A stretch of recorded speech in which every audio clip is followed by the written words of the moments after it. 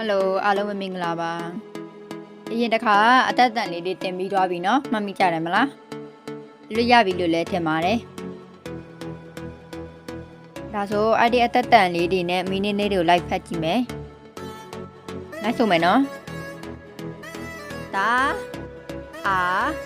ရာကာတက်တက်တက်အဲ့ဒါဘယ်လိုခေါ်လဲကြက်ကိုဘယ်လိုခေါ်လဲတက်နောက်တစ်ခုစာအီကာတချိ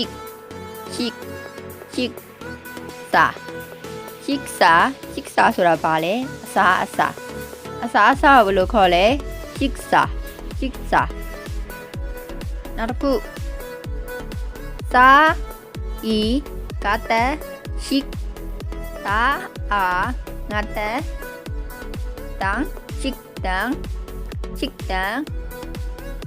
ta tao xài chích tánဆိုတာပါလဲစားတောက်ဆိုင်ဘယ်လိုခေါ်လဲ chích tán နောက်တစ်ခုရှာအေကတcheck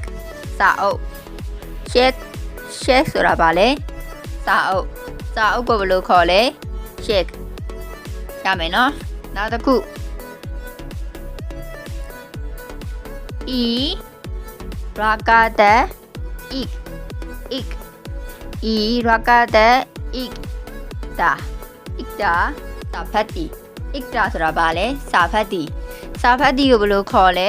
ikta အပေါ်နေပြန်လိုက်ဆိုမယ်နော်တာချက်ချစ်စာအစာ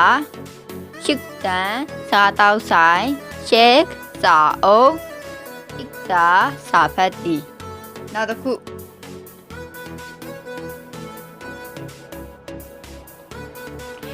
ကာဦးကတကုဂျာအောကတကျော်ကုကျော်နိုင်ငံသားကုကျော်ဆိုတာပါလေနိုင်ငံသား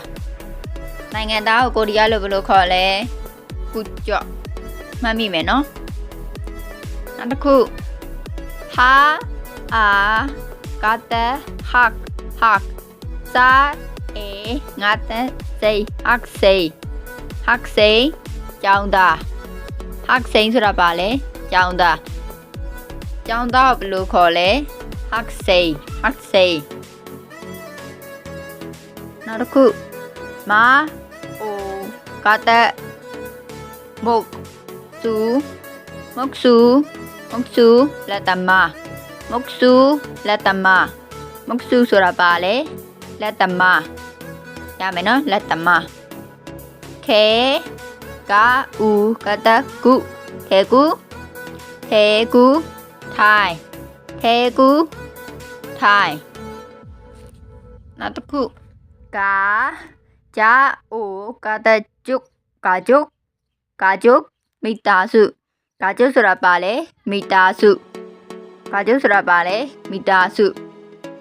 ကိုကိုရီးယားလိုဘယ်လိုခေါ်လဲကာဂျုတ်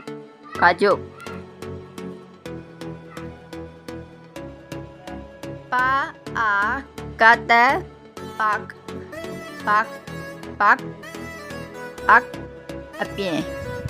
ပတ်အပြင်ကိုကိုရီးယားလိုဘယ်လိုခေါ်လဲပတ်ရမယ်နော်ဒါဆိုရင်ပြန်လိုက်ဆိုကြည့်မယ်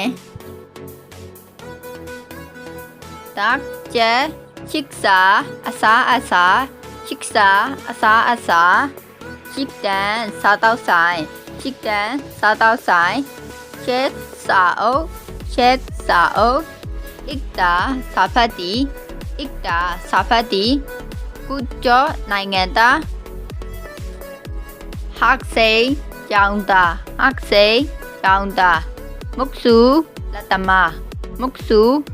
မခဲကူထိုင်ကာဂျုတ်မိသားစုပတ်အပြင်